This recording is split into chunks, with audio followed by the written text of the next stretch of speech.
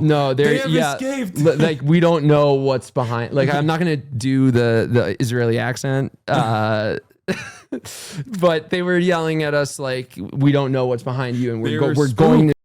They were spooked. They have no object permanence. Yes, no, literally. Oh no, Itamar Ben-Gvir's gonna get so mad at us.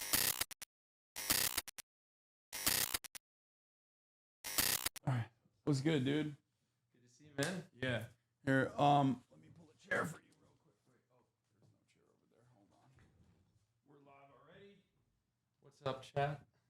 Not Quentin Tarantino. Are you hungry? No, I'm good. Oh, I actually have a very low appetite right now. You have a very low appetite right now? Oh, yeah. Okay. Some light starvation in prison, so not really.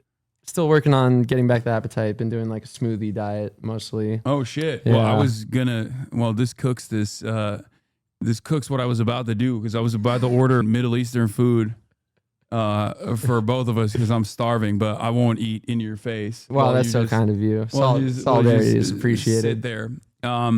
Anyway, ladies and gentlemen, we got Quentin Quarantino in the building. He just got back, right? You just got back from Jordan? Yeah, it's kind of surreal being here because I got back like late the night before last, then went into hibernation because I hadn't slept in a week. Yeah. And I think I texted you at like midnight last night. That was like, I had been meaning to reach out to you, and that was like the quickest I could get to you was midnight last night. Like, yo, can I go? What about the stream? But I'm glad you had my friend David on the other day because first of all, we became good friends. We shared 2 boats together. We shared the prison experience. We shared the anti-Semitic experience. And also, I think it was good he came on before you. I think it's kind of like a good cop, bad cop. He was very eloquent. And I'm here for, my therapist is off until Tuesday. This is kind of more of a trauma dump for me. You're like the first person I've seen in person besides my friend Alana, who picked me up at the airport. I have, it kind of feels like I went straight from prison to Jordan to your streaming room. So yeah, well, this is a mental prison that we're in here. But so you're a little bit of background. So Quentin Quarantino is your Instagram. Yes, right. You and real name Tommy Marcus. So when did you start?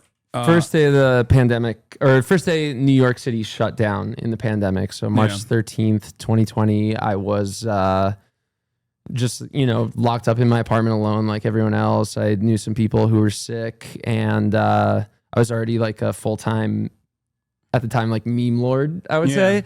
So I just had this idea to start a meme page about the pandemic because I had nothing else to do. And the first time you DM me many years ago, I thought it was literally Quentin Tarantino that DM me, and this is before I think either of us knew how much he loves Israel.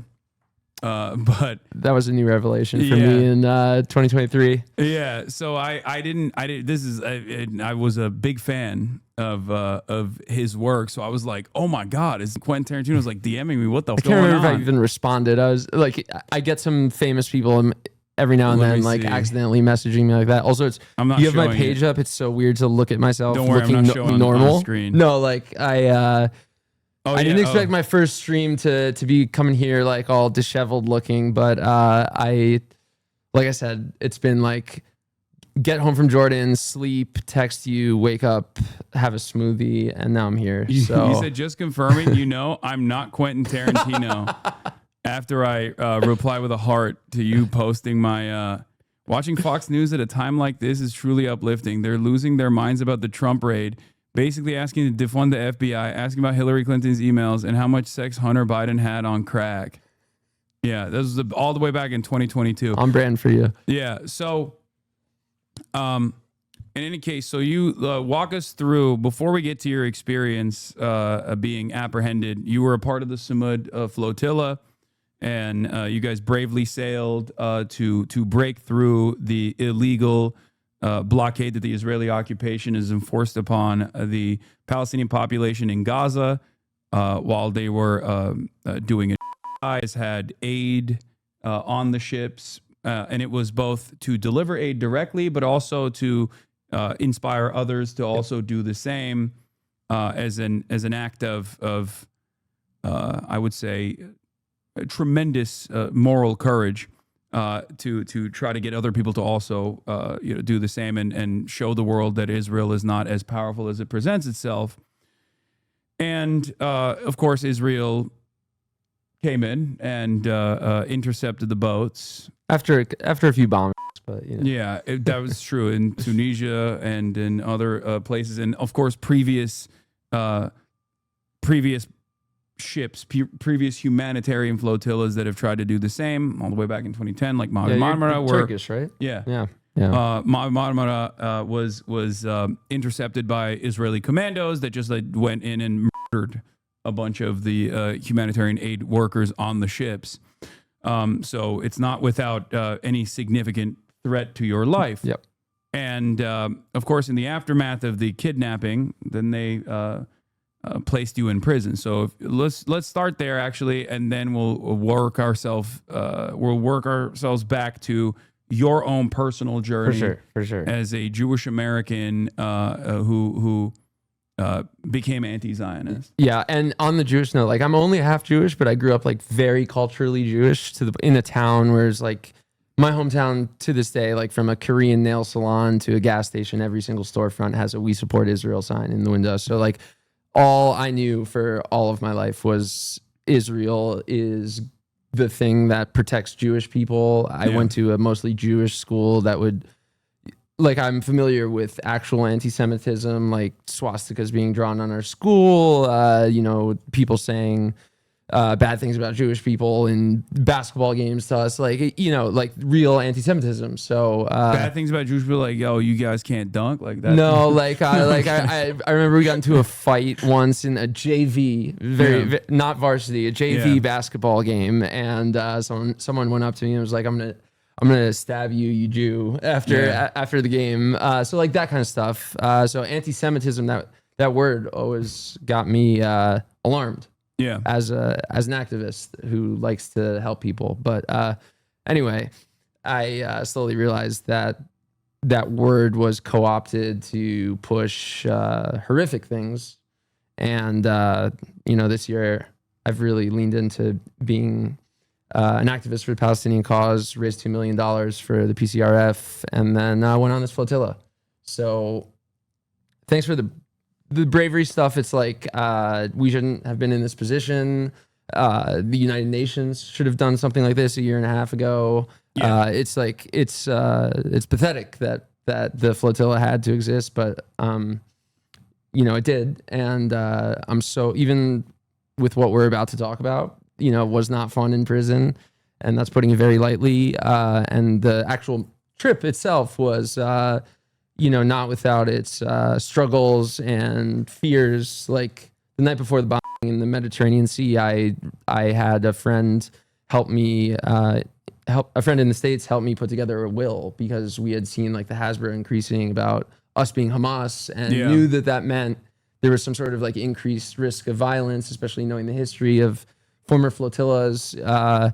And so, yeah, there was a lot, but I'm ultimately like unbelievably thankful that I went on this, and I'm even in like an ironic way thankful to Israel for the way they treated me, because it really, my eyes were already open, but I think I'm excited to tell my experience, because I think it's kind of like, they will, anyone who steps in Israel's way, whether it's Rachel Corrie, David Adler, myself, like if you can be a white American, you can have Jewish blood, and they will still, they'll still torture you, and they'll still, bomb you. And so I feel like I got to get, I guess, like a microdose of the Palestinian struggle. Of course, it's not actually, I had a light at the end of the tunnel. I was only there for 6 days.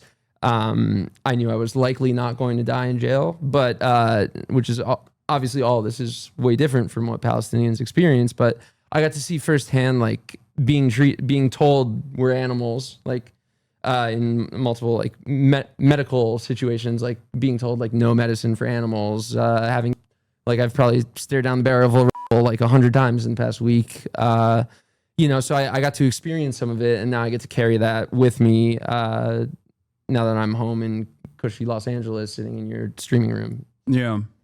So walk us through the steps. So you guys get apprehended. Yep. Let's start there. Okay, we made it. So the first boat that I was on with David as well, the family boat, it was like the lead vessel.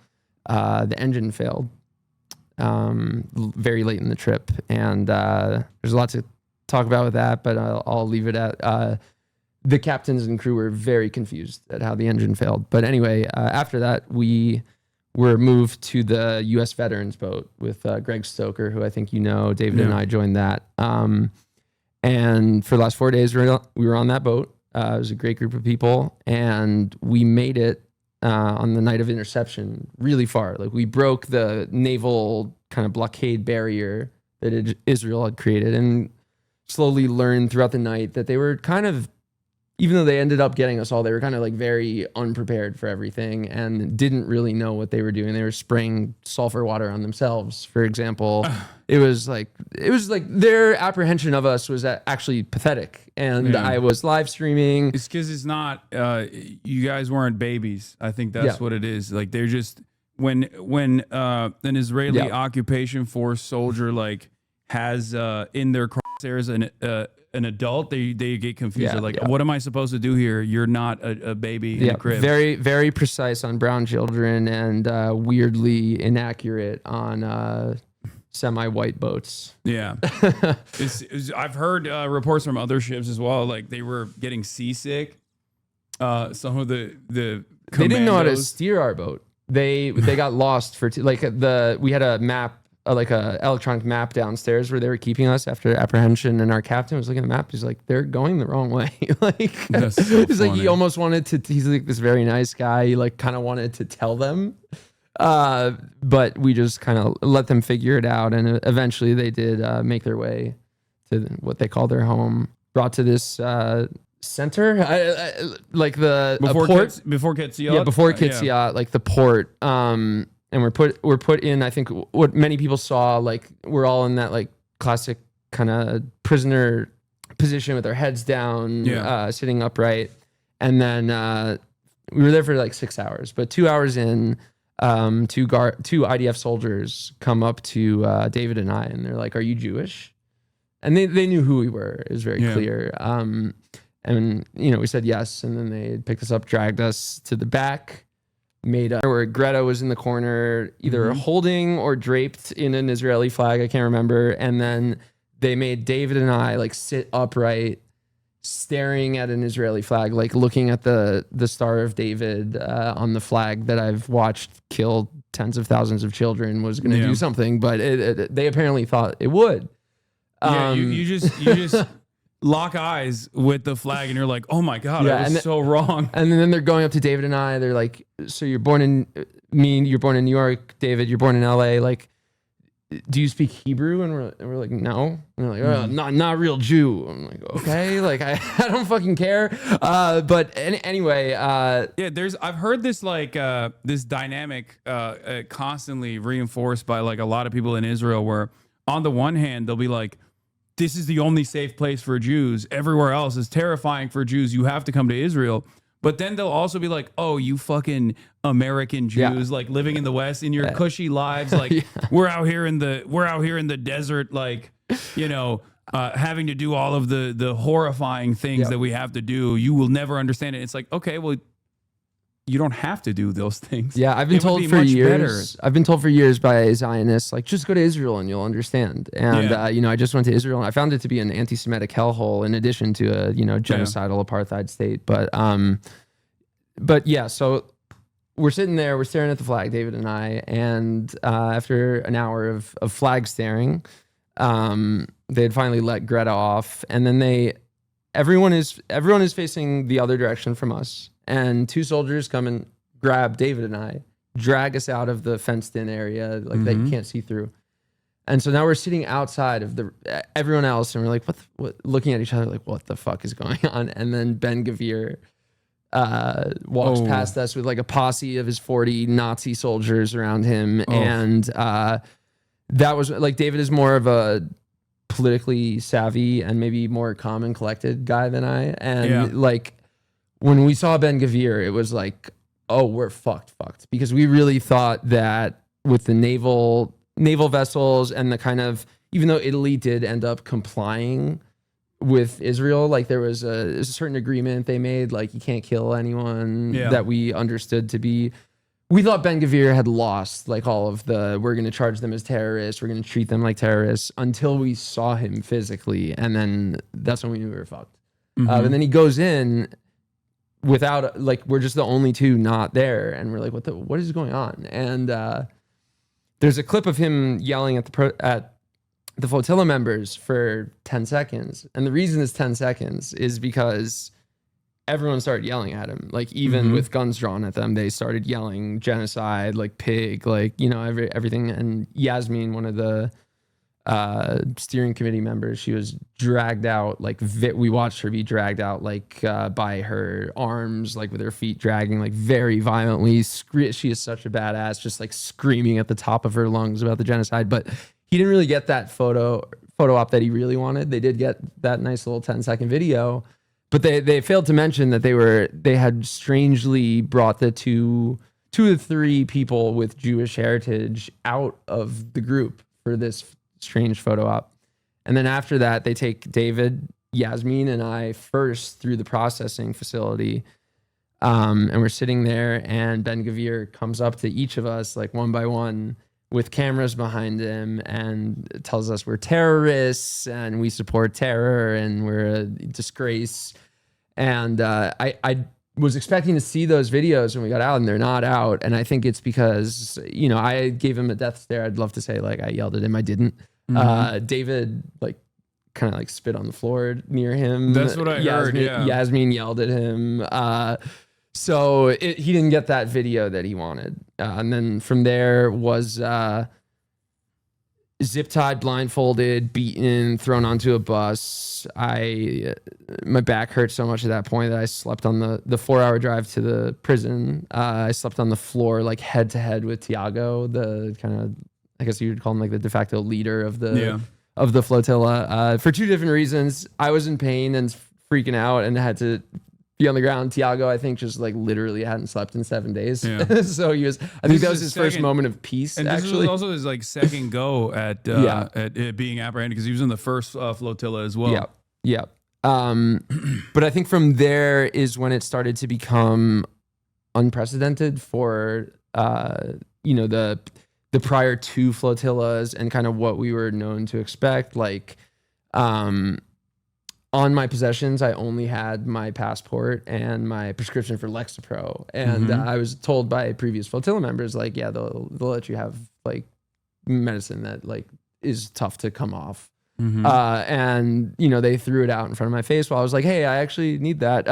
And they're like, don't worry, you'll get it in prison. I'm like, all right, I guess I'll believe. I have no choice but to believe the Nazis. But we get to the camp. We're put in a cage, all of us, and then slowly like stripped and put into our little outfits with little sandals that were half the size of my feet, and thrown into very overcrowded cells with very unsanitary drinking water situation, and we're starved. I actually wasn't planning to hunger strike, and I ended up hunger striking because they starved us. Well, to be fair, you would have had the Israeli food. Yeah. So what Israeli food? They, like, I don't know. I feel like I thought hummus was an Israeli food until like 2.5 years ago. Embarrassingly, that's my bad. But we got to the cell, and one of the guards called me Tommy instead of my legal name, Thomas, and that's when I started to become really concerned about like me personally. Was he like had he seen the memes? He's like, you are very funny memes, but you hate Israel. Yeah, I mean, pretty much. I think memes are funny. Why do you hate the Jew? You know, they are some of the dumbest people I've ever met. And also, you know, I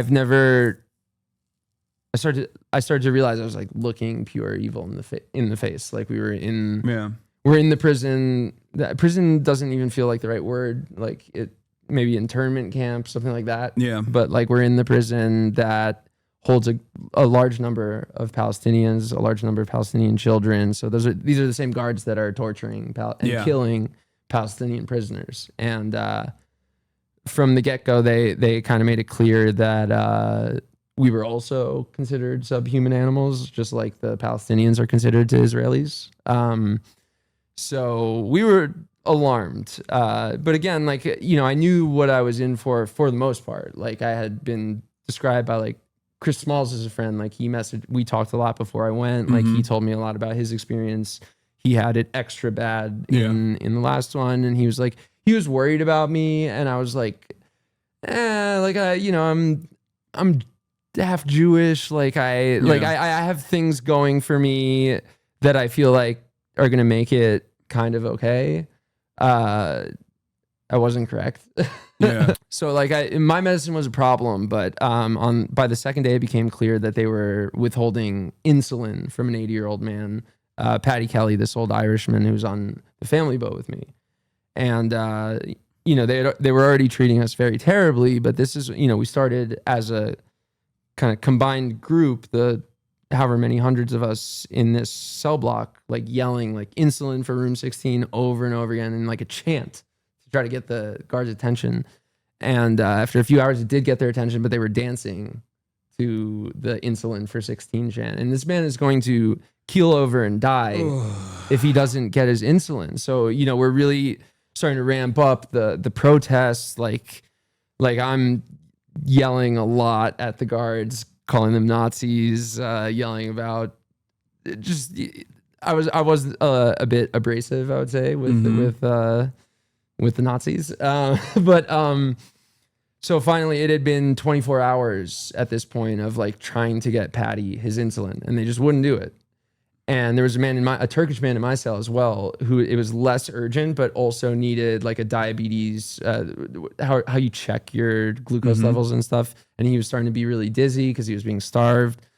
So it was getting like critical for them. And so in my cell, a Norwegian man named Samuel, all of us decided, but he was like the leader, and he's also only got out yesterday. We were like, okay, we have to. They every hour they would come in. The IDF soldiers would come in with rifles drawn at us and yell. It was like part of the no sleep torture, sleep deprivation torture thing, like little Guantanamo Bay thing. But we decided like, okay, the next time they come into count, which by the way, I've learned Israelis are really bad at counting. It takes them a long time. But sorry, but like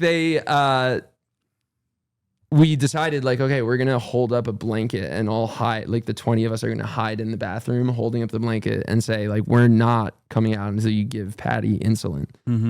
And their reaction to that was, where did they go? No, they have escaped. Like we don't know what's behind. Like I'm not going to do the Israeli accent. But they were yelling at us like, we don't know what's behind you and we're going to shoot. They were spooked. They have no object permanence. Yes, no, literally. Itamar Ben-Gvir is gonna get so mad at us. Yeah, they've stripped us of all of our things. Like it's literally impossible that we have like a weapon or something. But they're yelling like, we have no way to know what's behind you, and we're going to start like. So like my medicine was a problem, but by the second day it became clear that they were withholding insulin from an 80-year-old man, Paddy Kelly, this old Irishman who was on the family boat with me, and. You know, they were already treating us very terribly, but this is, you know, we started as a kind of combined group, the however many hundreds of us in this cell block, like yelling like insulin for room 16 over and over again in like a chant to try to get the guards' attention. And after a few hours, it did get their attention, but they were dancing to the insulin for 16 chant. And this man is going to keel over and die if he doesn't get his insulin. So, you know, we're really starting to ramp up the protests. Like I'm yelling a lot at the guards, calling them Nazis, yelling about just, I was a bit abrasive, I would say, with the Nazis. So finally it had been 24 hours at this point of like trying to get Paddy his insulin, and they just wouldn't do it. And there was a Turkish man in my cell as well, who it was less urgent, but also needed like a diabetes, how you check your glucose levels and stuff. And he was starting to be really dizzy because he was being starved. So it was getting like critical for them. And so in my cell, a Norwegian man named Samuel. All of us decided, but he was like the leader, and he's also only got out yesterday. We were like, okay, we have to. They every hour they would come in. The IDF soldiers would come in with rifles drawn at us and yell. It was like part of the no sleep torture, sleep deprivation torture thing, like little Guantanamo Bay thing. But we decided like, okay, the next time they come into count, which by the way, I've learned Israelis are really bad at counting. It takes them a long time, but sorry. But like we decided like, okay, we're going to hold up a blanket and all hide, like the 20 of us are going to hide in the bathroom holding up the blanket and say like, we're not coming out until you give Patty insulin. Mm-hmm. And their reaction to that was, where did they go? No, they have escaped. Like we don't know what's behind. Like I'm not gonna do the Israeli accent, but they were yelling at us like we don't know what's behind you, and we're going to shoot. They were spooked. They have no object permanence. Yes, no, literally. No, Itamar Ben-Gvir is gonna get so mad at us. Yeah, they've stripped us of all of our things. Like it's literally impossible that we have like a weapon or something. But they're yelling like, we have no way to know what's behind you, and we're going to start like our heads and stuff, and start counting down like 5, 4, and when they get to 3, I'm starting to like push Samuel like, dude, drop the blanket. Yeah. He's like this 6'5" like Thor built Norwegian man, and he didn't drop it until 1. And I thoroughly believe that if he held it to 0, we were all going to be shot. Like there was a clear directive of like, hold off, like try not to kill these people. There was a line that we were able to see that Palestinians don't get to see in that prison. Yeah. But at the same time, like that little window of, oh, we don't know what's behind the blanket, and you can draw comparisons to the way they just, annihilate civilians in Gaza, on a much larger scale. But, they were ready to kill us. And from there, it got, that was when like fear started. And I was also like separated from all the Americans on purpose and kind of in like the bad boy cell. I would come to learn after like meeting some of the people I was sharing the cell with. And by bad boy, I mean like incredibly sweet Arab men who had been called horrible things by Israel and are just like nice people and nonviolent people. But third day, everyone starts to like half of the prison is emptied. Like the countries that had been supporting their citizens, like everyone starts to leave. Yeah. And we don't.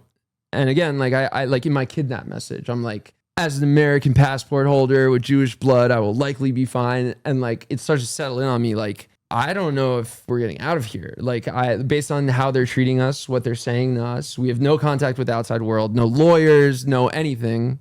I'm just yelling at them like I need a Nazi lawyer. I need a Nazi doctor. Your closest American like representative happens to be Mike Huckabee. Yeah, no. And your senators are massive AIPAC stooges, our senators. Yep. So I don't think they made any statements.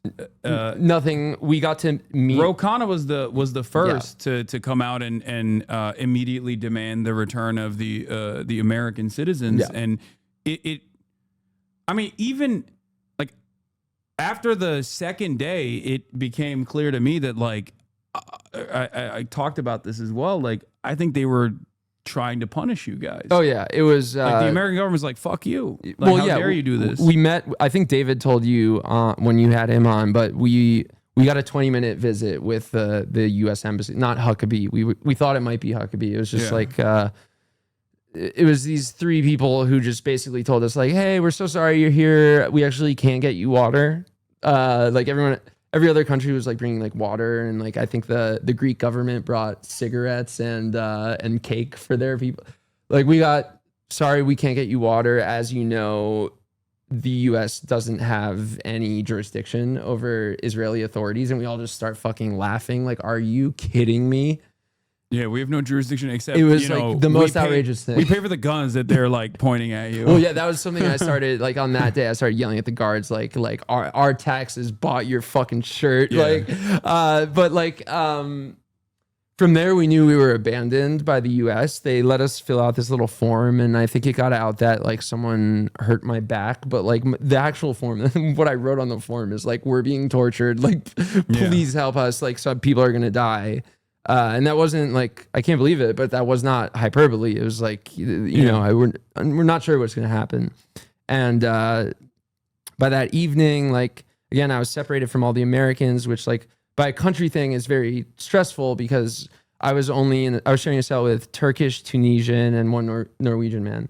So I didn't really have contact with Americans besides yelling out of my cell like, "Yo, David, you still here?" Because I was so nervous he was gonna get let out. Oh yeah. You thought like the rest of the Americans were gonna get let out. And gonna leave so you like in there. once every 6 hours, I'd yelled at his cell. He'd confirm he's still there, and then we'd like have a little. I'm like, dude, are we like not getting out? And you know, that's when it started to build. Again, like I'm gonna refer to David as the more rational-minded person. In my head, I started to think like, we're going to be political prisoners. Maybe I'm freaking out a little too much, but it's starting to feel like we're going to be long-term political prisoners. Yeah. And, you know, I kind of like yelled that to David over the loud music of the October 7th video that was playing over and over again for days. Oh, you didn't mention that. Yeah, I forgot about that. Wait, was it the secret one that they don't show anybody? No, it was one that I had watched on October 8th. Because the secret one, I want like, I think Owen Jones is like the only Western reporter that I know of that has like maybe seen the secret one, but I suspect that there's a lot in that they just like put together from like other conflicts, like a lot of the videos that were floating around on October 7 and onward that were from like Syria or numerous other places that they were like that they had cut together to be like, this is what Hamas is doing. Oh yeah, and you know, like a 5-minute clip of the burned bodies in those cars that you know were, you know, I don't think gunfire really burns bodies like that, but that's a whole nother conversation. But it would also take the guards about 35 minutes to set up the TV. They had it took 7 guards to set up they were so proud of it, and like they would, especially to David and I, would be like, look, watch this part, and like, yeah, we fucking have watched it for days. But anyway, David from his cell like confirmed the same fear that I had, like that he had the same fear, like we're gonna be in here for months or years, because at this point the prison is 10% filled, like almost everyone has gone home. So, and we're starving, we're thirsty. I haven't been let out in days, besides that one little walk to the embassy and back. Like I was not, we were tracking the time by sunlight. And I was losing track. Like I kept asking people like, how many days have we been in here again? And I might be even getting the days wrong as I like recount this. But like I'm also like, you know, Lexapro is not very fun to like cold turkey quit. And I later found out that every other man who was prescribed a medicine like that, whether it be Lexapro or some other like SSRI, they were all getting it except me. I found that out on the last day. Oh, so they were just like not giving you the specifically medicine. Me. Like you're the bad boy. Yeah.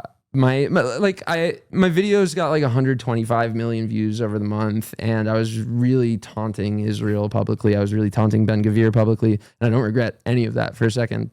I'm actually quite happy that I did all of that, but like they did give me a different treatment. I want to be clear, like some of the men from North African and Arab nations were physically tortured more than me. But it was clear they had like this psychological directive to fuck with me, and it was working. Like they did by like day 4 crack me. I was a bit feral by then. Like I was really yelling at the guards and like confronting them. I spit on one of the guards.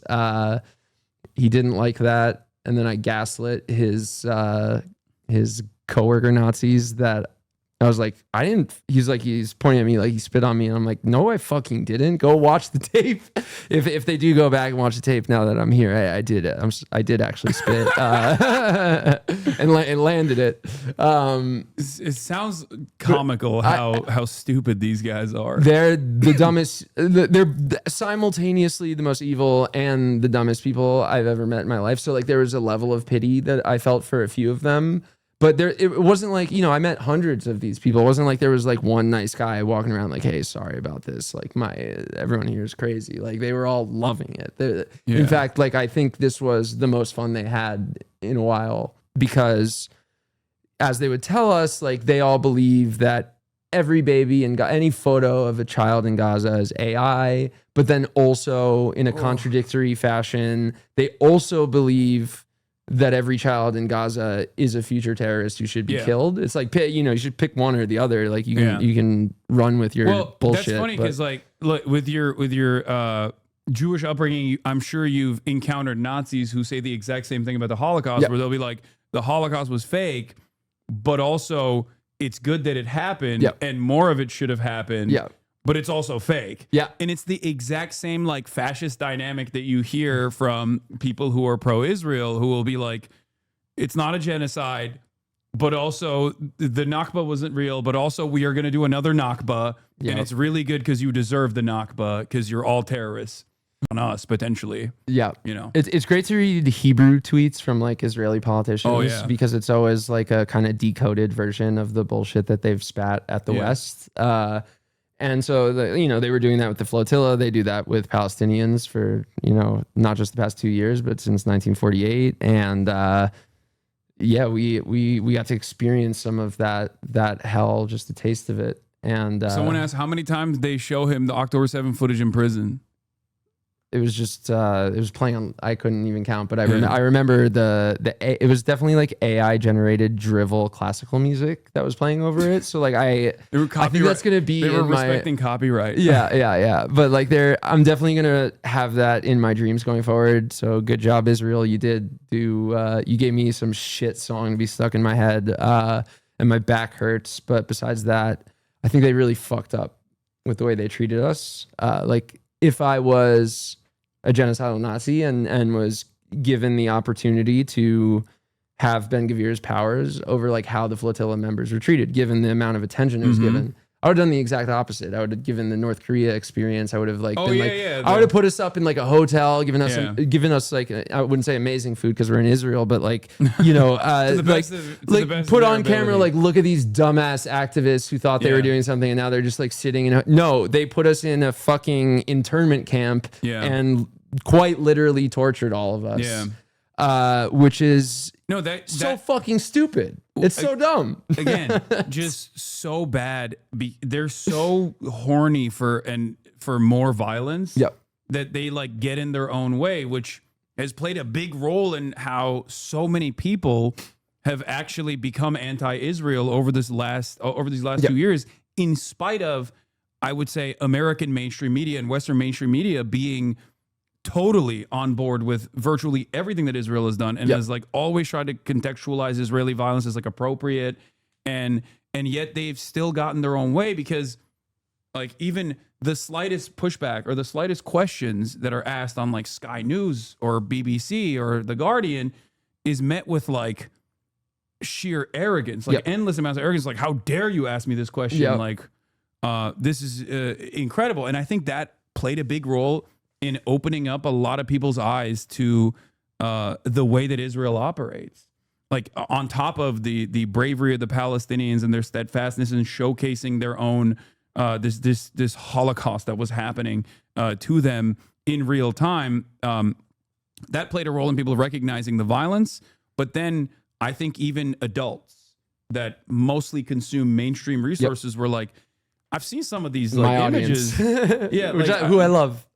I've seen some of these images, and it's really bad. But then I see, these guys who are yelling in the most entitled, most arrogant fashion, and it's like, why they're their own worst enemies in terms of like doing branding and PR. Yeah, and like you said, like I grew up Zionist. I honestly after October 7th, I made a statement.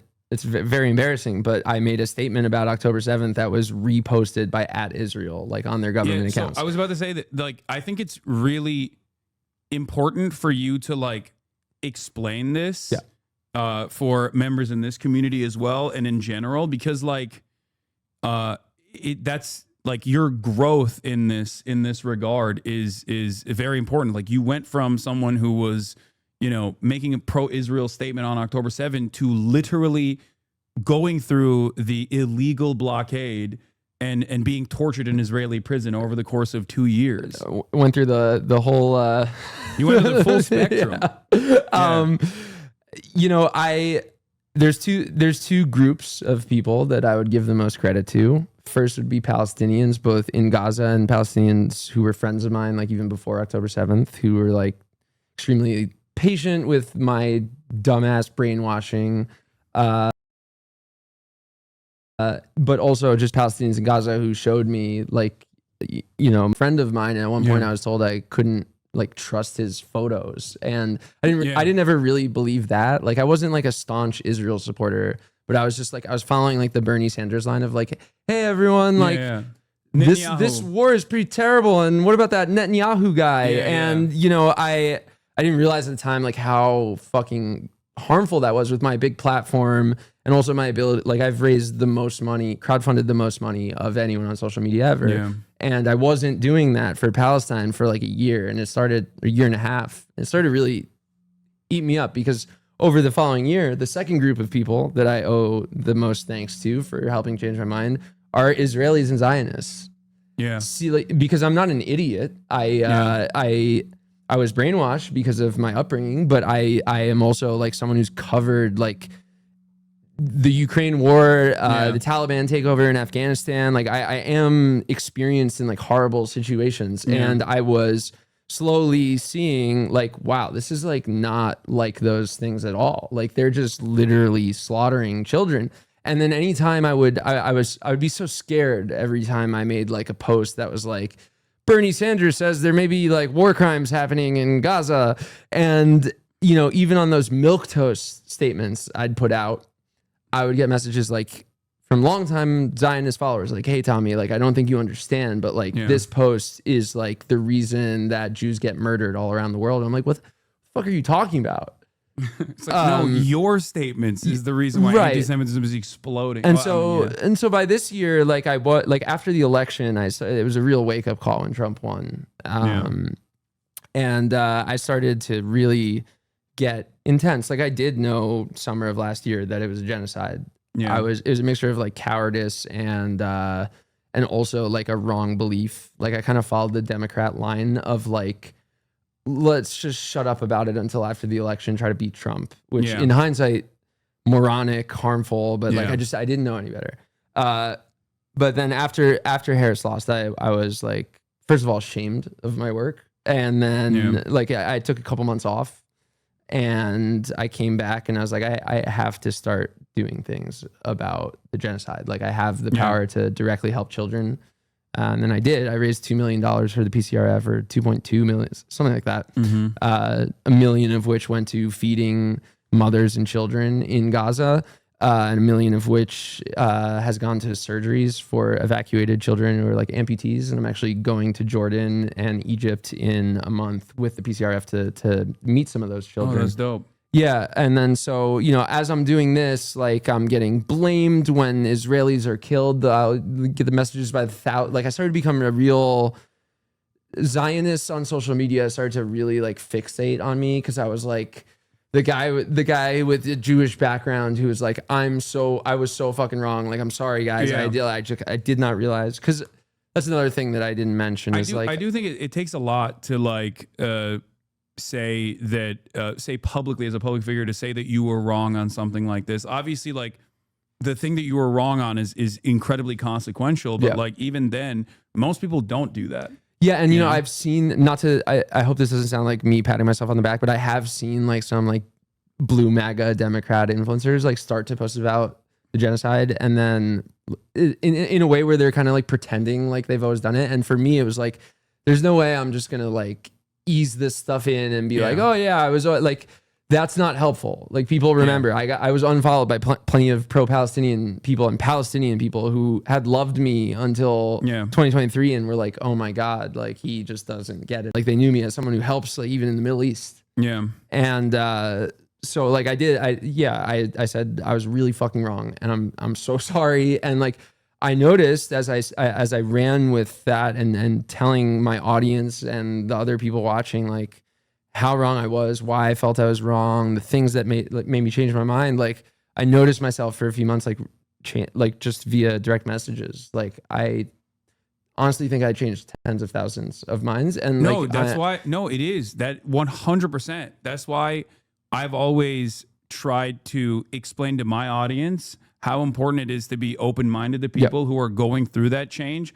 Obviously, some people I'm a good example. Yeah, I watched your shit and I thought you were like I had been a fan. Did you think I was being anti-Semitic? Yes. I thought Hasan here was problematic. Yeah, because he told me that. And I mean, I give you mad props for that. Even we were at the ICE protest, and you came up to me and you were like, dude, I think it was on camera, but you were like, dude, I've been a fan for years, and then after October 7, I thought you were being anti-Semitic.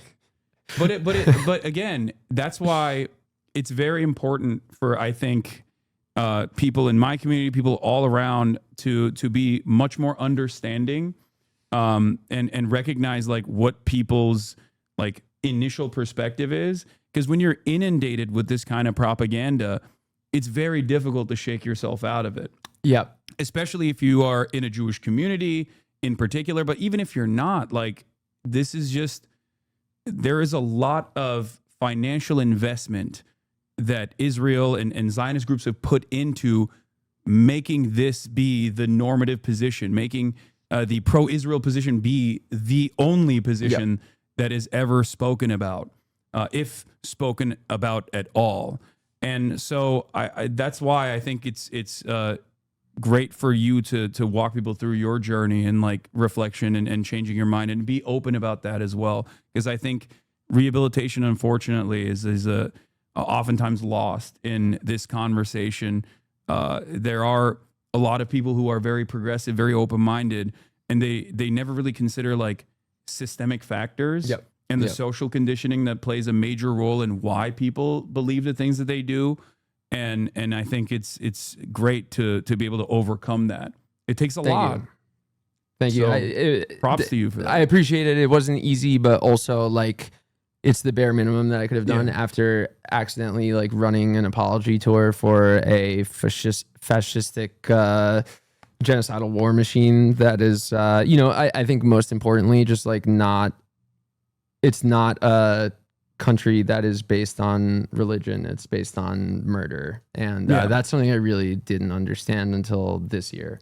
And I owe a lot of credit to like some of my Palestinian friends, some of them who are activists like Alana Hadid and Janan Matari. I have to give, like, I basically contacted them when I knew I was, and I was like, Alana had been a friend for many years, and I was just like, I need help. Like, I know that I'm wrong now, but like, I still like had this, like, oh, I mean, Israel there must have been like a reason for the Nakba. Like, it must have been the Holocaust. And then like, the more that I learned, the more that I read and watched and talked to smart Palestinian people, like the more that I realized that it was never about that. At all.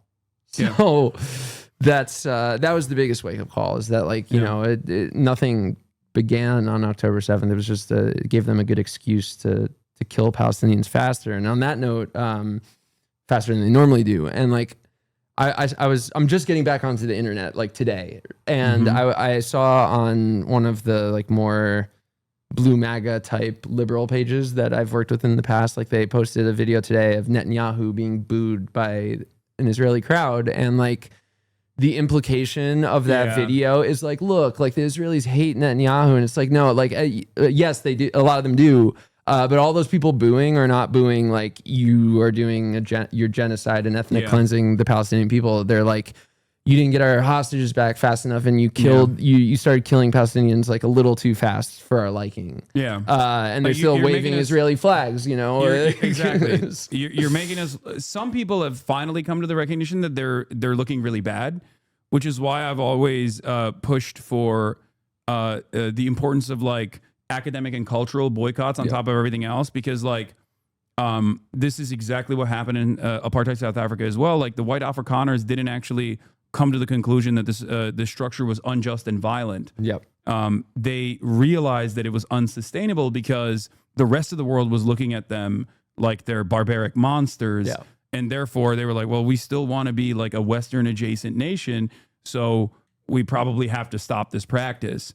And I think that's really, really important for people in the West to make sure that these demands continue, because if Israelis are not going to change the dynamic of being almost entirely in support of this genocide, is like, you know, the latest polls always have shown like the Jewish Israeli population's approval for what's going on is around like 80%. It's insane, right? And I remember this one poll from like 2 months ago that I posted on my page, and I had translated it from Hebrew, and like I was like it by some like semi-Zionist people to be like, is this like journalists like, is this accurate? And it was that 82% of Israelis are, quote, unbothered by photos and videos of starving children. Yeah. Like, not that they think it's AI, but that they're just like, yeah, they know, October they know 7th, what's going hostages. on. Yeah, they know what's going on and they don't care about it. Like, so that is the reason why Jewish Israelis, to be Jewish clear. Israelis, which is there was a stark contrast in the poll with other Israelis. Which is always interesting to me, because like when it's their demographic categorization, which I always try to like explain to Americans when saying this, because Americans will be like, what do you mean? Oh, Jews in Israel, like what are you trying to say? And it's like, no, it's their demographic categorization. That was a poll conducted by Israel. Yeah, you only have Jew or Arab. Yeah. So if you're non-Jewish, you are categorized as Arab. Yep. And it's like that, to me, is perhaps one of the best examples of the ethno-state project to the uninitiated, to be like, they categorize themselves as Jewish or Arab, and even if you are Jewish of Arab background, as you know, Itamar Ben-Gvir is, his family's from fucking Iraq, you know, he's Kurdish, he's Arab, then you are placed in a different category, and you're more of a person in the eyes of the Israeli state than the Palestinian citizens of Israel are. But yeah, here's the video. When Steve Witkoff mentioned Israeli Prime Minister Netanyahu in his speech to the hostages at the hostage square in Tel Aviv, the crowd started booing. To Prime Minister Benjamin Netanyahu. It's always nice to see Kushner's face. Okay. To Prime Minister Benjamin Netanyahu. Like, those posters in the background are notably not starving or exploded children in Palestine. They are they're the hostages. They're the occupation soldiers. Well, yeah, they're not even at this point, they're prisoners of war. The ones that remain. It is pretty remarkable how much of a fucking clown show this administration is too. Like Steve Witkoff is in this position because he's Trump's golfing buddy. Yep. Like, there is no other reason why he played this formative role in the negotiations process, which is mind-boggling. But then also, when I talk to people like Jeremy Scahill and we go back and forth on this stuff, it's like, I guess in some weird way, it's better that it's someone like him than it is a fucking Brett McGurk, for example, who is just like a rabid ultra-Zionist and has his own like personal investment in his mind to the cause of maintaining this ethno state and maintaining the dominance of this ethno state. So like, I think he gives less of a shit about Israel and more about like what kind of building developments that he can have in the Gaza Riviera project, which might play a role in a weird way, might play a role in like ending the genocide faster. It's so fucked up, but that incompetence might have played a role in like, changing the way that Israel was operating.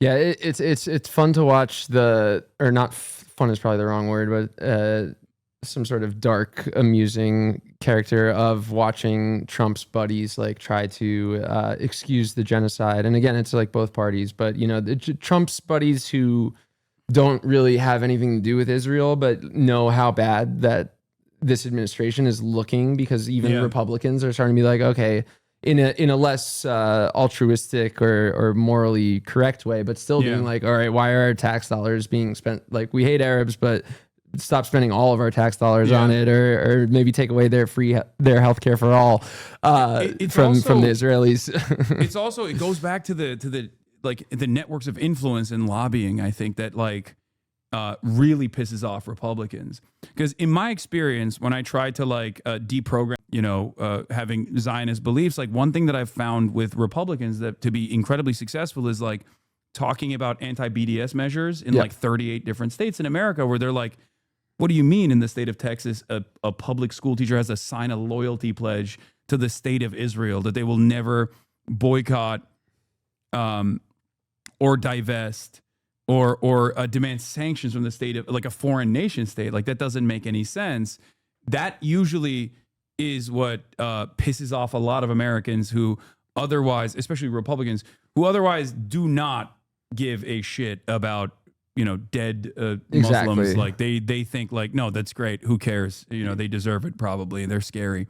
So that has also, I think, been another way that like Israel has like overplayed its hand and has for many, many decades, I think, grown very comfortable with how little propaganda they have to do, because like the base level of propaganda and influence peddling has been a prominent fixture of American politics. Yeah, and it's all also built into the things that come back home to the U.S.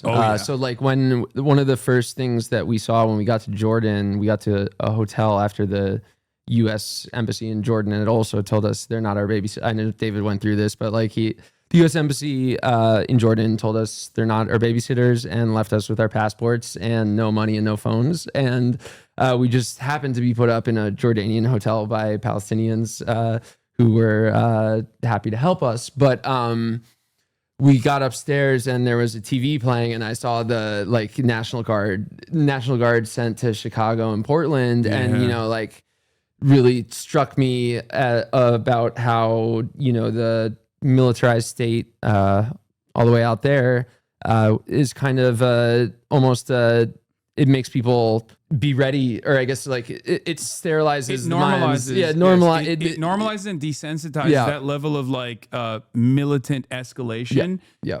Amy Cesar and Foucault has also talked about this. Imperialism is fascism turned, or fascism is imperialism turned inward, or the boomerang of colonialism and imperialism. And what's really interesting, specifically in the case of it, I think with the monoculture that is liberalism, where like Republicans also embody a lot of those qualities, where they'll do like standpoint theory every now and then. One of the funniest moments was when J.D. Vance came out on television and said, calling our ICE agents Gestapo is blood libel. That's what he said. And I just don't think that that's like good propaganda. I don't think American Republicans especially are going to be like, what the fuck? Honestly, I think the phrase blood libel in a similar way as anti-Semitism has just become so ridiculous. I mean, I have that word said to me 1,000 times a day when I'm covering Palestinian children being slaughtered. And it's like I'll be told that something's blood libel when I post a video of a child's intestines spilling out and like gasping for breath. And like, what's blood libel? I'm just posting the video that the doctor in Gaza filmed. Which of course has the secondary capacity to just like undermine the historic significance of the term when it was valid and used in a valid fashion.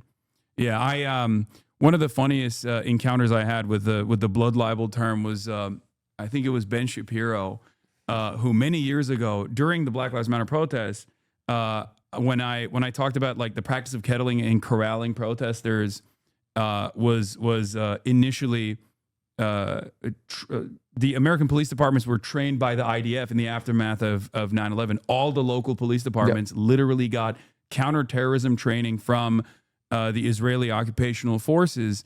And Ben Shapiro said it was blood libel for me to say that.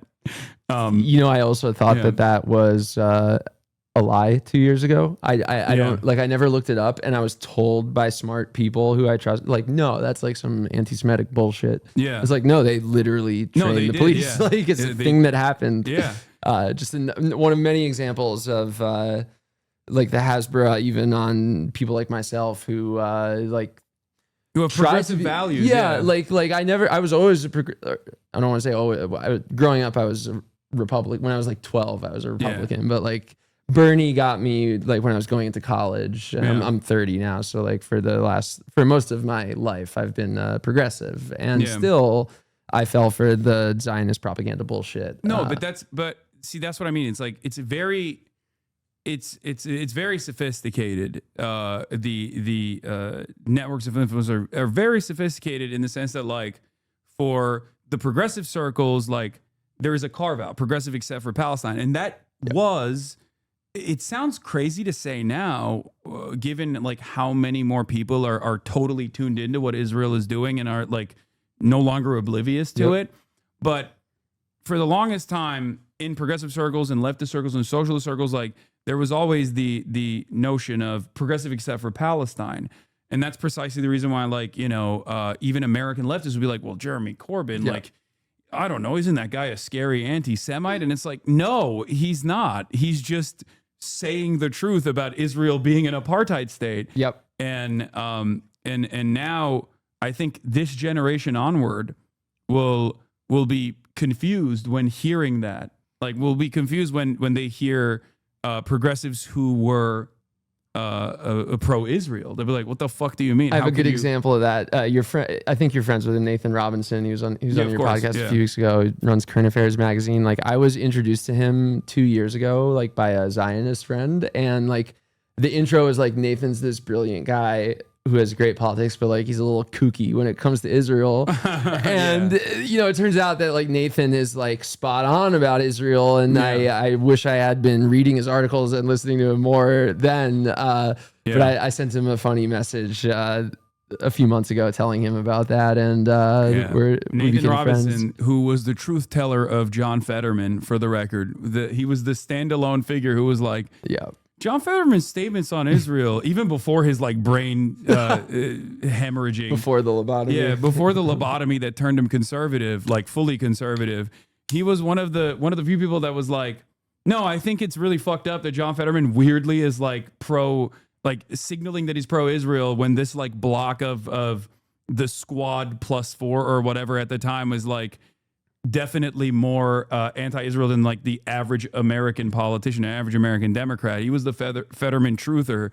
And I totally at the time was like, oh, he just doesn't want like the Democratic majority for Israel to come after him. I was in the same boat.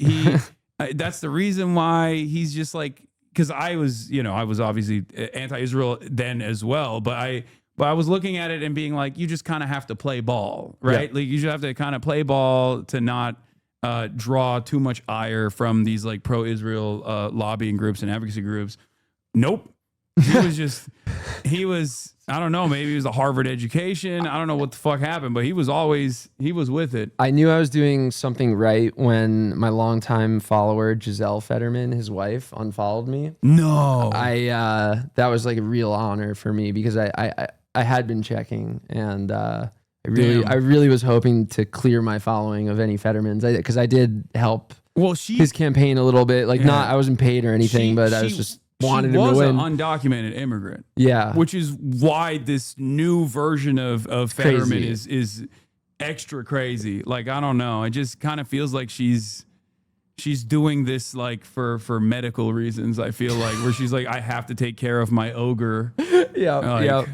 He can't, otherwise he just reboots and starts walking in circles or tries to walk into traffic, Yeah, I'd feel bad for him, but he's a genocidal monster. So he is.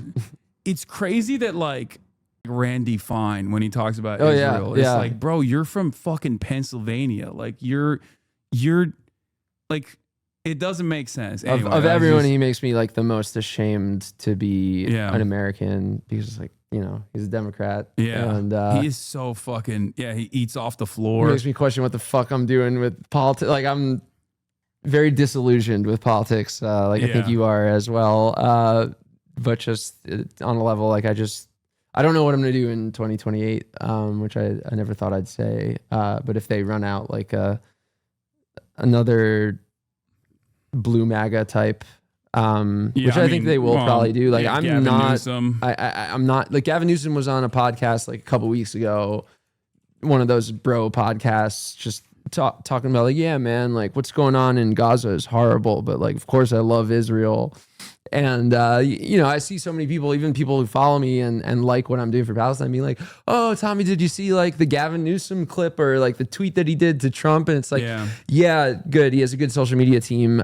He still is a Zionist who supports genocide. So well, there's also a lot of other, I think, even on the domestic front, he has a lot of issues as well in domestic policy, of like course, as the governor. I'm a new Californian, so I'm just kind of getting introduced to some of his domestic fuck ups as well.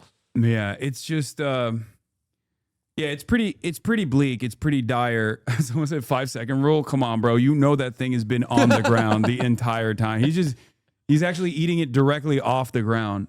He is such a goddamn ogre.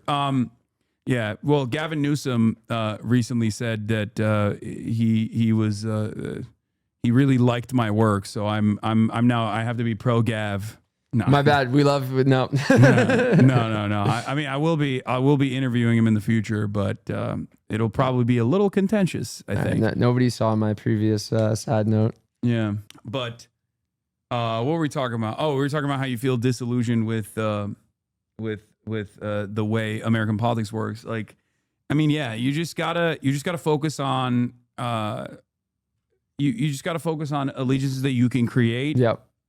And creating networks of pressure and be a voice that will pressure the Democrats to do the right thing. Yeah. When they are showcasing their inability to ever entertain doing the right thing. Like even when I think about like the shutdown, like I hate Hakeem Jeffries. I hate Chuck Schumer. Why? Yeah, because he's too hot. They're too charismatic, and I'm jealous, right? But like what they're doing with the government shutdown, like it's valid. It's the appropriate thing that they're doing. Right. So it's important not to be like super single-minded in any capacity, and remember that like harm reduction is still very important.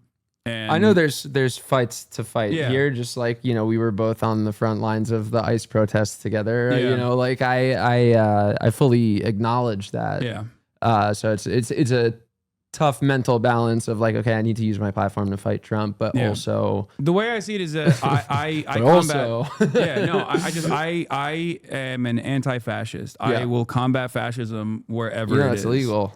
Yeah, I know. Oh, I know. Trust me. Also, Jordan Yule asks, really chill guy. What's up, Jordan? He said, "Does Tommy have any comments on the Mets collapse?" We can't. You know, I'm willing to go really far on Israel, but I can't do baseball. It's too hurtful to a lot of people, and the struggle of Mets fans is just not something that I can. Well, as a Mets fan myself, from what I've seen, it doesn't feel right. You can always say at least they didn't do like a Charlie Kirk memorial. Yep. The Yankees, unlike the fucking Yankees did. So you know, there's a reason to be a proud Mets fan, Yeah. even through the struggle. Yeah. So thank you. I won't say that big of a thank you because their owner is not a great guy. But what to sport? put it, There's no sports yeah, team. yeah. It's just like that's like the one, like he spends a lot on my favorite baseball team. So it's Yeah. like, you know, I know he's a bad guy, but there is no. he's my $1 evil billionaire pass. Yeah, at least not fucking Miriam Adelson. Like, imagine being a fucking Mavericks fan. You know what I mean? Like that's gotta suck. That's gotta hurt so bad. Yeah, she single-handedly made people anti-Zionist, I think, in the entire Dallas metropolitan area with the crazy trade decisions that they made. I saw someone write something about Fiji water. Like, I'm entitled to drink Fiji water after drinking toilet water for a week. In my opinion, I don't even know what's the problem with Fiji water. I don't know. I mean, I'm sure there's. I mean, I don't like the taste of it. That's my only frustration with it. But there was another thing I wanted to talk to you about. It wasn't about disillusionment or discontent, but fascism, anti-fascism. Okay, I can't remember anymore. I'm losing my train of thought here. But were you sleep deprived in the past week of by soldiers? No, I was up all night worrying about you guys. No, I was just I don't know. Well, I mean, thanks for actually covering the flotilla properly. As I saw, like one of the things that was really shocking when we got out, like David and I got access to an iPhone through a friend in Jordan, and it was just like kind of like a Safari browser, but we got to like read some article. We were like people who just got out of a cave, and we got to read some articles about the flotilla. And it was like, there's this New York Times article that had 3 writers. It covered the flotilla well, covered the interception well. But then there was just like no follow up. Like there wasn't like these guys like just fucking disappeared, and there's like no one knows exactly what's happening to them. Like it just, the coverage ended. So, that's why you were one of the people that I hit up, because I don't. Especially when it was like obvious that the American government was like actively trying to punish you guys. I was like shocked. But I guess like there is no end to the well of depravity in mainstream news. It has been pretty ridiculous. And we'll see where it goes, because like everyone I've talked to, both in Gaza and Palestinians have been able to escape. Including Motaz, like everyone seems to think that this time it's different, like that this ceasefire will hold, in the sense that, they'll go back to the previous formation of the slow burn of ethnic cleansing that Israel is committed to. Yeah. We'll see. I mean, we'll have a clearer picture of what will happen by the end of this weekend, because that is the technically, I guess, like the end of the first phase. But there's still a lot of variables that haven't been, to my knowledge. I'm still very like news starved right now. Yeah, no, there is a lot of stuff. Obviously, like the real meat of the argument is going to be in the second phase. But I think like it's a joyous moment for the Palestinians. Yep. They are obviously, understandably, getting a moment of respite here, and what I'm interested in is to find out how Israel tries to deploy a Western propaganda apparatus now to try to like clean up its image. And I suspect that a big part of that will be to not allow anyone, humanitarian rights organizations or third-party investigators, to enter the Gaza Strip, to begin to figure out what the true calculation, the magnitude of violence looks like. And then outside of that, I mean, Trump straight up said it. He was like, I'm going to fix Israel's PR.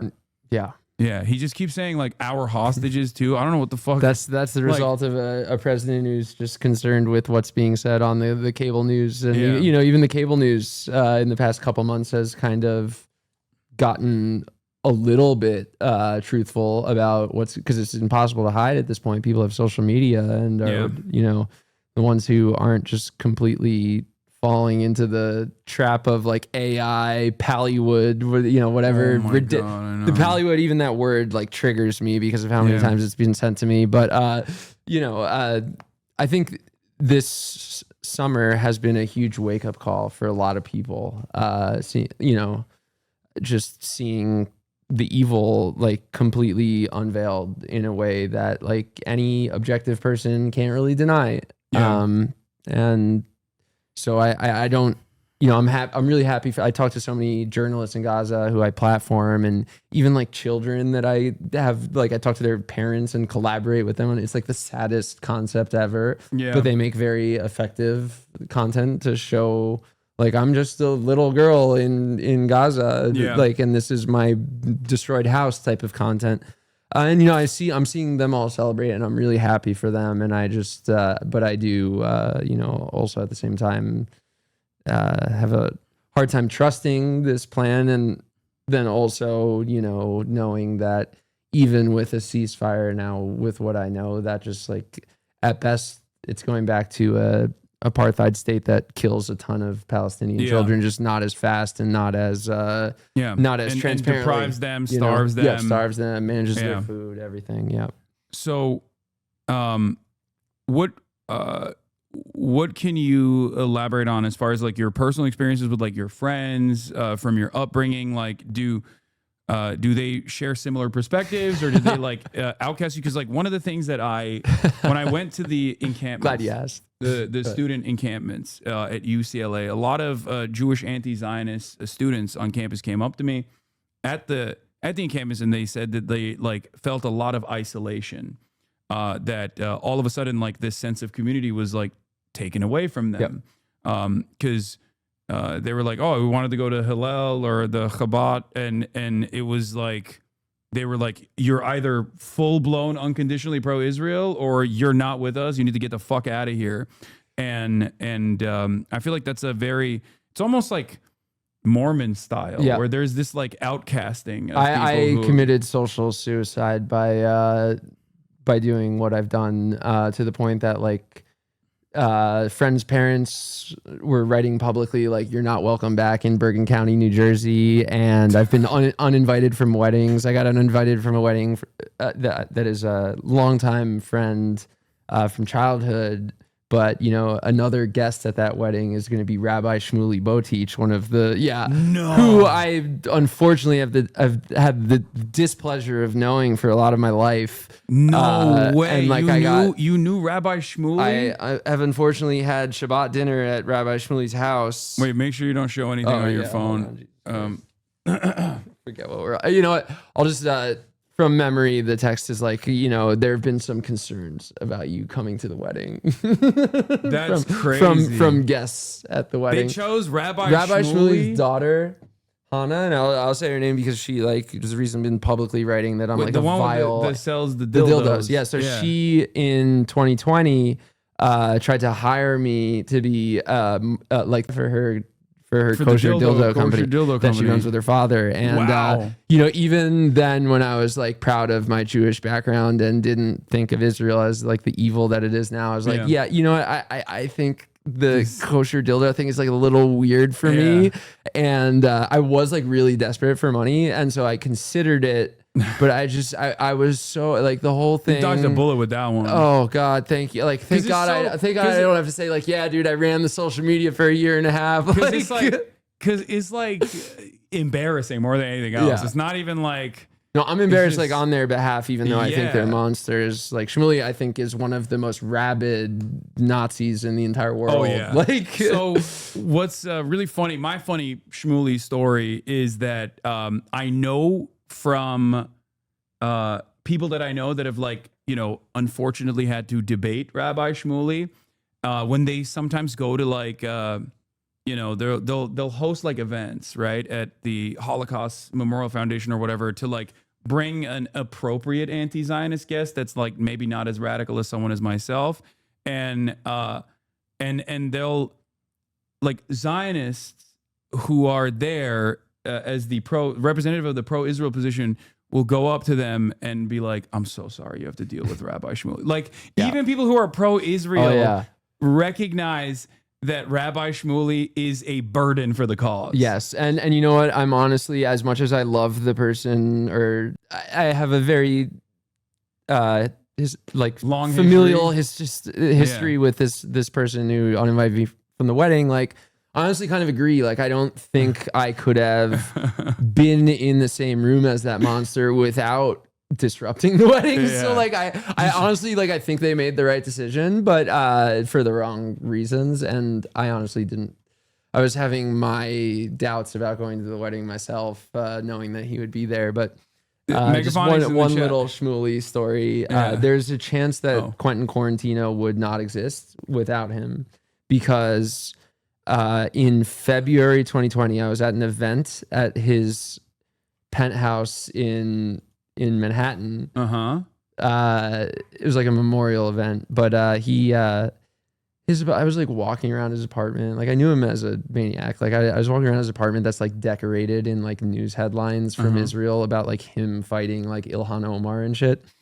And at some point, like my back just fucking locked. Like I just like it got like from just like bending over and like looking at all of his weird like self-promoting memorabilia. And I hurt my back so much that I was like, I need to go to the fucking hospital. And I like walked out of this memorial service and went to the closest, like I Ubered to a New York hospital. Like I was like, I can't move. Fuck? And I was in the emergency room just for the night. And then I got like what I later found out was like a really, really like early case of COVID from that hospital. Like I was in a hospital with sick people, and 4 days later I was back in a hospital with like insane illness. Yeah. Rabbi Shmuley, so thank you, Shmuley. You deserve a little credit for helping me raise $2 million for Palestine and change Jewish Zionist mind. And I think, outside of me as well, Shmuley probably has had that impact on some Jewish Zionists as well, just because of how disgusting he is. Don't think I'm going to be invited to another Shabbat dinner after that rant. But Megaphonic says, I've mentioned this before, but I've encountered rabbis, cantors who refuse to officiate Jewish weddings if both of the couples aren't Israel supporters. A 4,000-year-old religion reduced to a litmus test over a 78-year-old political ethno-state. Yeah, I mean, it's basically like there are a lot of secular Jews in America, and they appreciate the community. From what I've seen, they appreciate the community, the sense of like purpose. And they don't obviously like keep kosher or anything. They do, Yom Kippur, stuff like that, right? They don't always go the full length as like conservative or Orthodox Jews do. But for a lot of those people, I think it's Zionism has been almost like a perfect way to Zionism has been a perfect way for them to like substitute like the religious side. And instead turn it into like this national project so that they can present it as this like beacon of prosperity in this desert landscape surrounded by scary Muslims, right? Yeah. I applied to go on Birthright in college because I just knew it as this fun trip where you went and got drunk and traveled around what I thought was like a cool place like Tel Aviv and stuff. And I convinced my Chinese roommate in college to apply with me, and like helped him like construct like a very transparently bullshit story about but we were both accepted, and then I was really poor, and I just like, even with the free trip, I just didn't have thank God, I just didn't have enough money in my checking account to be like, okay, like I'm down to go on this free trip across the world. Man, you could have had a very different life. For all I know, if I went on that trip, I would have been brainwashed so much that I wouldn't be sitting here. You would be living with your IDF wife. Right now in Tel Aviv. Just like my non-friend Quentin Tarantino, who he did once say I have a license that other people don't have on a podcast, but at the same time I did have to like change my avatar and stuff because Israelis specifically were mistaking my account this year as being him, and it caused, without going too much into detail, it caused some issues. That's so funny. Yeah, dude. and like I am He's at the point where you stopped him from sucking toes. Yeah. He was like, "Come on, man! I'm in Tel Aviv. I'm sucking IDF toes out here, and you're fucking the bag up for me." To his credit, not that he deserves really any, but I've been allowed to keep the username, and I love the username, and at the same time, like I pulled up your stream like 5 hours ago when you said my name. Everyone's like, "Don't you know that Tarantino's a Zionist?" And I'm like, "Fuck, man, I should change it to QQ." I think that was literally the first thing I told you at the ICE protest, where I was like, "Did you know?" Like when you told me, you're like, "Oh, I became an anti-Zionist." I was like, "Do you know how fucking like I didn't know it either." I was a huge fan of Quentin Tarantino. I have a Once Upon a Time in Hollywood poster on my wall. Like I knew he was a weirdo, right? But but in like an admirable way. He's a weirdo. He's a director. That's how directors are. That's how good directors are. Like that's the way I thought about it. But then I found out he just like straight up lives in Israel. Is he? He's not Jew. Is he Jewish?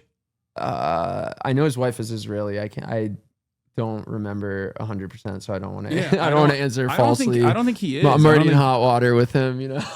Yeah. Let me see. Quentin Tarantino. My guess was no. Yeah, I don't think he is. Someone said he's Italian 100%. I feel like that's true. Also, Inglourious Basterds was awesome. Oh yeah, Such a objectively fucking God, sick such movie. a Yeah. good movie.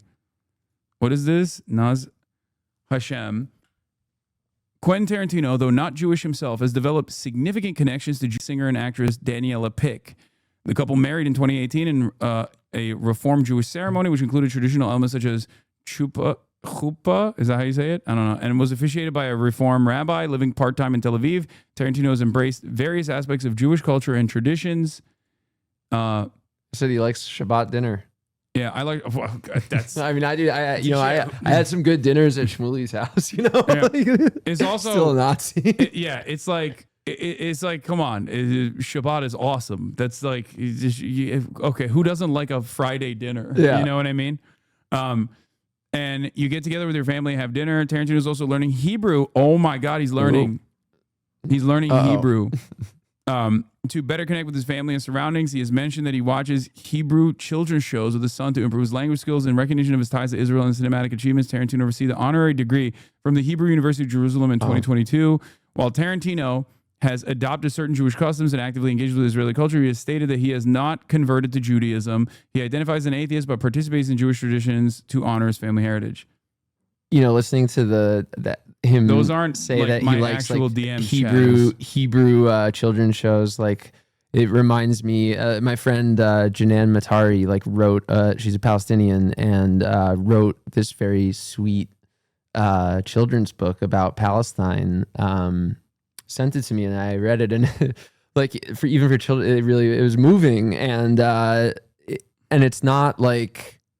There's nothing that should be controversial about it. And it's being banned all over and people, causing parent teacher outrage type of things. Yeah. And the contrast is pretty stark. Yeah. Yeah. It is what it is. Well, Tommy, thank you so much for coming on. This was a remarkable experience, and I admire your bravery. You've done a fantastic job. And I look forward to seeing you at the next protest. Yeah, I'll be there. And thanks for having me. Thanks for having me chat. Yeah. How long are we on? I've lost track of all time counting in the past week. You came at 3:15, so we did an hour and 20. Awesome. Hour and 30. On, bro. Of course. All right. See you later, everyone. Hold on. I'll walk you out. All right, that was Quentin Quarantino in the building. I'm going to play this Zoran video right now.